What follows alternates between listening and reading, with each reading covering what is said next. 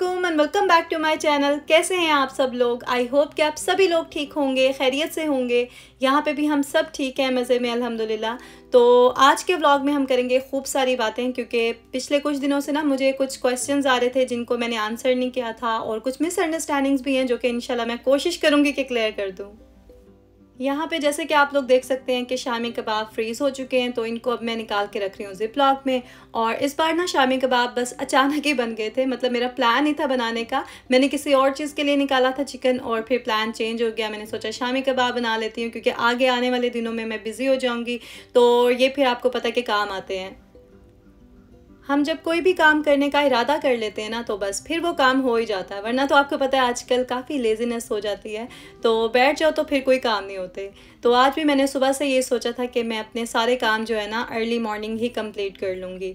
तो सुबह उठते साथ तो मैंने फ्रिज क्लीन किया था, और डीप फ्रीज़र को भी हल्का सा जो है ना वो टचअप कर लिया था, थोड़ा सा ऑर्गेनाइज़ किया था, ज़्यादा नहीं। तो आपको मैं दिखा देती हूँ किस तरह से मैं चीज़ें रखती हूँ अपने जो फ्रिज के साथ का फ्रीज़र है उसमें। मेरे पास ना एक छोटे साइज़ का डीप फ्रीज़र भी है, तो उसके अंदर मैं सारा मीट रख लेती हूँ। जो भी चिकन हम बल्क में लाते हैं वो सब मैं वहाँ रखती हूँ। और यहाँ पे मैं आपको दिखाती हूँ कि जो नीचे वाला ड्रॉअर है ना, उसके अंदर मैं एक साइड पे तो वेजिटेबल्स रख लेती हूँ सारी, और दूसरी साइड पे रैंडम चीज़ें होती हैं, कोई नान हो गए, कोई मीट हो गया, मटन वगैरह, तो वो ट्रे में रख लेती हूँ। अच्छा, फ्रोज़न वेजिटेबल्स जो है ना वो मैं लाज़मी रखती हूँ अपने फ्रीज़र में इमरजेंसी के लिए, वरना आपको पता है कि मैं कोशिश करती हूँ कि फ़्रेश वेजिटेबल्स ही यूज़ करूँ, और बाकी जो प्रोसेस्ड फूड होता है ना वो मैं कोशिश करती हूँ कि अवॉइड करूँ। इनमें से कुछ वेजिटेबल्स तो मैंने ख़ुद से ही फ्रीज़ की थी, जैसे ये धनिया है और गोभी वगैरह।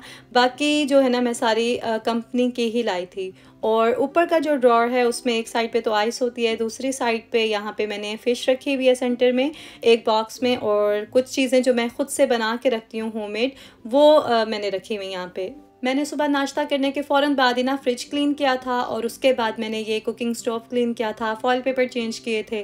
तो फ्रिज का क्लिप तो मैं लेना ही भूल गई। मैंने सोचा था कि आपको दिखाऊंगी, क्योंकि आजकल मैं जिस तरह से ऑर्गेनाइज़ करती हूँ ना फ्रिज को, वो अच्छे से ऑर्गेनाइज़ रहता है, मुझे बार बार उसे ऑर्गेनाइज़ नहीं करना होता। यहाँ पे ये मेसीज से पार्सल भी डिलीवर हो गया था, जो कि देख के मैं हैरान हो रही थी कि इतना बड़ा बॉक्स मैंने ऑर्डर तो नहीं किया था ऐसा कुछ। तो इसके अंदर थे पिलोज़, और मेरे जहन से निकल गया था कि मैंने पिलोज़ ऑर्डर किए थे।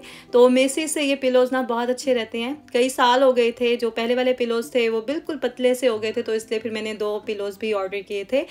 इसके अलावा मैंने एक कैजुअल शर्ट भी ऑर्डर की थी अपने लिए, जो कि मुझे बहुत अच्छी लगी। बहुत ही सॉफ्ट और अच्छी थी ये, और लूज़ फिटिंग में थी, इसकी लेंथ भी अच्छी थी, स्लीव्स भी फुल थे, तो जैसे मुझे चाहिए थी ये वैसे ही थी, और सिर्फ $9 की थी।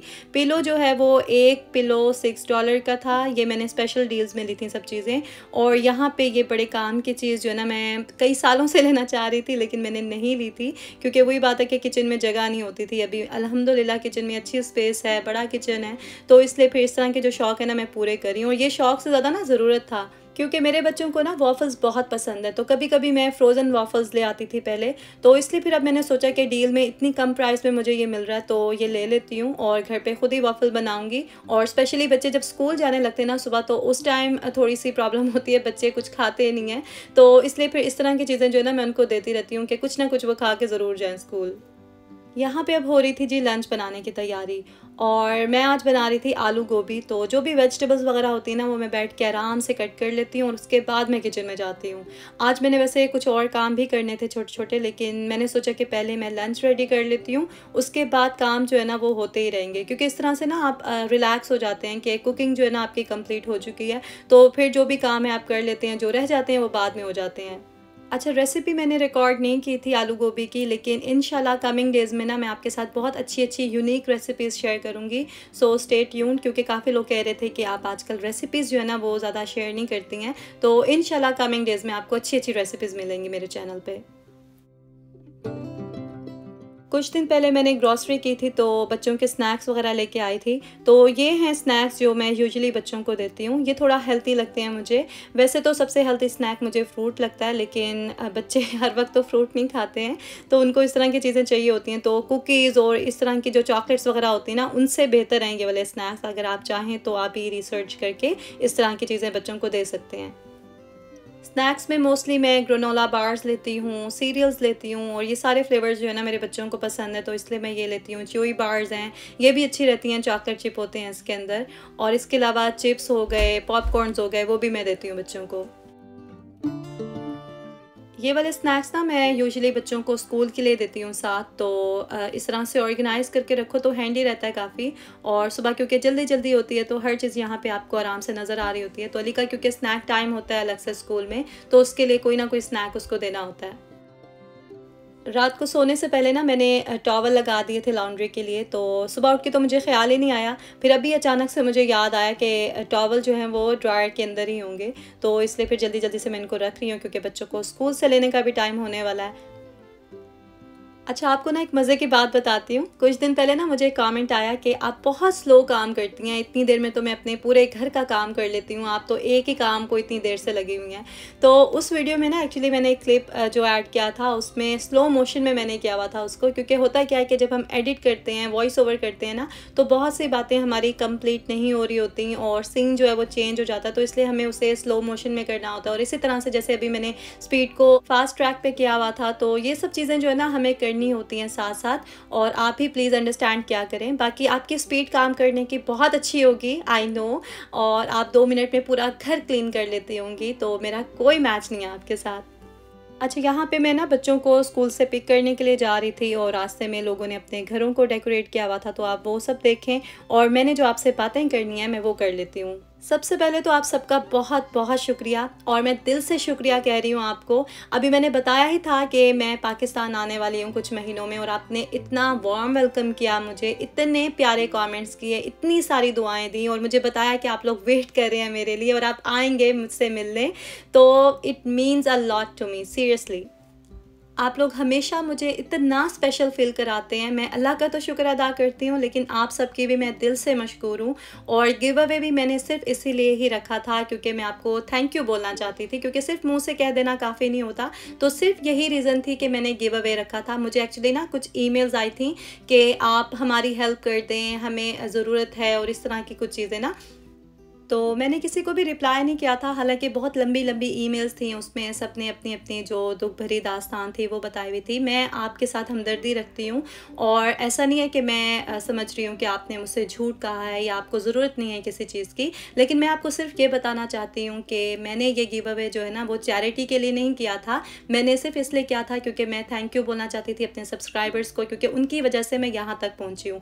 बाकी मदद करने वाली ज़ात जो है ना सिर्फ अल्लाह की है। आपने अगर किसी से मदद लेनी ही है ना तो अल्लाह से ले। अल्लाह ही है जो मुझे भी दे रहा है, हर एक को दे रहा है, तो वो आपको भी देगा। बाकी चैरिटी या फिर किसी की भी हेल्प करना, ये सब चीज़ें ना हम सबको ज़रूर करनी चाहिए, लेकिन प्लीज़ आप लोग मुझसे यहाँ पे ये सब एक्सपेक्ट ना क्या करें, क्योंकि ये सब चीज़ें ना किसी को दिखा के या बता के नहीं की जाती। कहते हैं ना कि एक हाथ से करो तो दूसरे हाथ को भी पता नहीं चलना चाहिए। तो बल्कि आप लोग भी अपने जहन में ये चीज़ जो है ना वो फ़िक्स कर लें कि कोई ना कोई नेकी, कोई अच्छा काम आपने अपनी ज़िंदगी में ऐसा ज़रूर करना है जिसके बारे में सिर्फ आप जानते हो और अल्लाह जानता हो, या फिर वो बंदा जानता हो जिसके साथ आपने वो नेक काम किया है। बाकी किसी को भी उस चीज़ की खबर नहीं होनी चाहिए। और चैरिटी जो है ना वो सबको करनी चाहिए। लाइक किसी के पास अगर 100 रुपये हैं सिर्फ, तो उसमें से वो अगर 10 रुपये भी किसी को दे देता है ना तो अल्लाह वो भी कबूल करेगा, क्योंकि अल्लाह सिर्फ नियत देखता है इंसान की, ये नहीं देखता कि उसने कितना दिया है। एक तो आपसे बातें करते करते ना मैं पता नहीं कहाँ से कहाँ चली जाती हूँ। खैर, मैंने उन सब लोगों से ये कहना था जिन्होंने भी मुझे ईमेल्स की थी या फिर मुझे मैसेजेस किए थे कि आप लोग प्लीज़ मुझे फ़ाइनेंशियल हेल्प के लिए यहाँ पे मत कहा करें, और मेरी दुआ है कि अल्लाह आपकी हर मुश्किल आसान करे, और प्लीज़ मुझे शर्मिंदा मत किया करें, क्योंकि अब मैंने रूल बना लिया कि यहाँ पर मैंने इस तरह का कुछ भी नहीं करना है। दूसरा ये कि वो सभी लोग जो वेट कर रहे हैं मेरे पाकिस्तान आने का, मैंने आपको उसी वीडियो में ही बोला था कि मुझे कुछ महीने लगेंगे, और जैसे ही फाइनल होगा तो मैं आपको बताऊंगी। तो प्लीज़ थोड़ा सा वेट करें, मुझे शर्मिंदा मत करें पूछ पूछ के बार बार कि आप कब आ रही हैं, आप नेक्स्ट मंथ आ रही हैं या इसी मंथ में आ रही हैं। जैसे ही हमारा प्रोग्राम फ़ाइनल होगा ना तो मैं आपको वीडियो में ही बता दूंगी ताकि सबको पता चल जाए। और दूसरा ये कि एक गिव अवे मुझे और करना है, इसी वीडियो के नीचे आप लोगों ने कमेंट करनी है। वो इसलिए क्योंकि पहले मैंने 3 विनर्स अनाउंस किए थे, जिनमें से 2 ने तो कांटेक्ट कर लिया था, लेकिन एक विनर की तरफ से कोई रिस्पॉन्स नहीं आया। मैंने काफ़ी वेट किया लेकिन उनका कोई रिस्पॉन्स नहीं आया, तो इसलिए फिर मैं दोबारा से उनकी जगह जो है वो किसी और को विनर जो है बना दूँगी। तो आपने अपने सिटी का नाम और अपना नाम मैंशन करना है कॉमेंट सेक्शन में, और रैंडमली मैं कोई भी चूज़ करके तो आपको नेक्स्ट वीडियो में फिर बता दूँगी।